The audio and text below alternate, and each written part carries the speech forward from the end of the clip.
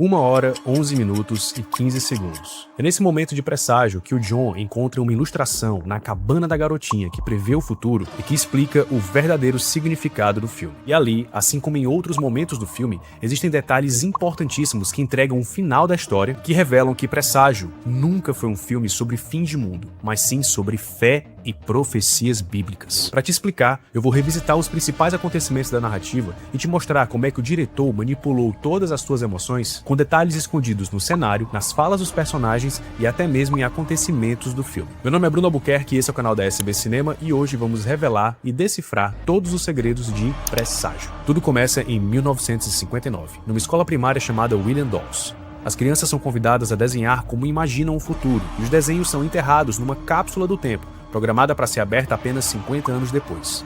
Todo mundo desenha corretamente, menos uma garota. Lucinda, guiada por vozes que só ela consegue ouvir, preenche a folha inteira com números aleatórios. Antes de terminar, a professora recolhe o papel à força. No dia da cerimônia, Lucinda desaparece e é encontrada dentro de um armário de limpeza, arranhando com as próprias unhas os números que faltavam completar. 50 anos depois, a cápsula é finalmente aberta. E por puro acaso, ou não, é Caleb, filho do professor John Costler, quem recebe o papel de Lucinda em vez de um desenho comum. John começa a examinar os números sem saber o que está segurando, só que aos poucos ele percebe um padrão aterrorizante. Datas, números de mortos, coordenadas geográficas. Cada sequência corresponde a um desastre real que já aconteceu nas últimas 5 décadas. Só que a lista não termina no passado. Restam 3 tragédias, só que nenhuma delas aconteceu ainda. A primeira se cumpre diante dos próprios olhos do John, na data e no local exatos que a Lucinda previu, décadas antes de nascer qualquer tecnologia capaz de calcular aquilo.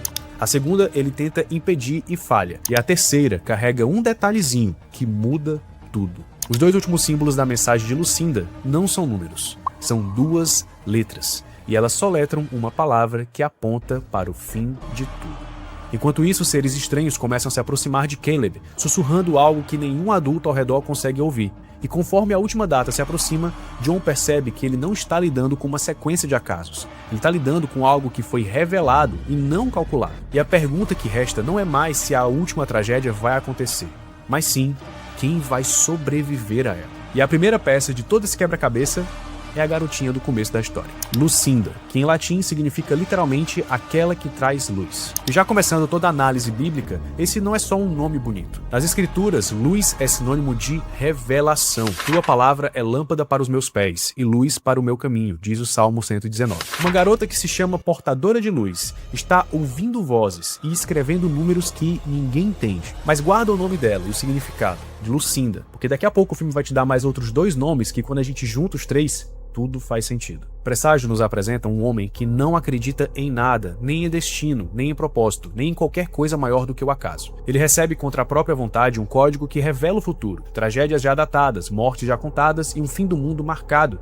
para daqui a poucos dias. Ele tenta avisar, tenta impedir, tenta reescrever o que já estava escrito. Só que ele fracassa em absolutamente tudo, porque o que foi revelado só poderia ser cumprido e não evitado. Tudo isso que eu te falei sobre o John não se assemelha sobre alguém recebendo uma profecia, assim como relatado nas escrituras. Agora a parada vai ficar mais séria, porque a gente vai começar a perceber os padrões nos nomes dos personagens. John, um professor de astrofísica do MIT, e seu filho, Caleb. Na Bíblia, João é o apóstolo que recebeu as visões do fim dos tempos e escreveu tudo no livro de Apocalipse. O único homem citado na palavra de Deus que viu o futuro, o fim do mundo, antes mesmo dele acontecer. Já no livro de Números, Caleb é o espia que acreditou na palavra de Deus quando todo mundo duvidou dela. A representação bíblica da fidelidade em meio à descrença. O filme faz uma escolha bizarra com esses 2 nomes. Coloca o apóstolo da revelação como um pai que não acredita em revelação nenhuma. As coisas simplesmente acontecem, John diz na sua aula. Um homem que é chamado como quem viu o Apocalipse,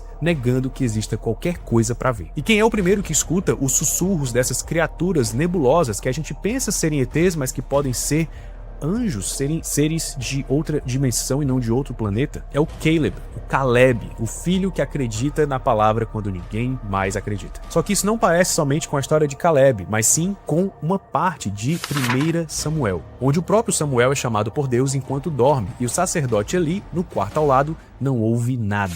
A origem bíblica da própria ideia de que uma criança escolhida escuta o que os adultos não conseguem ouvir. Mas por que justamente Caleb?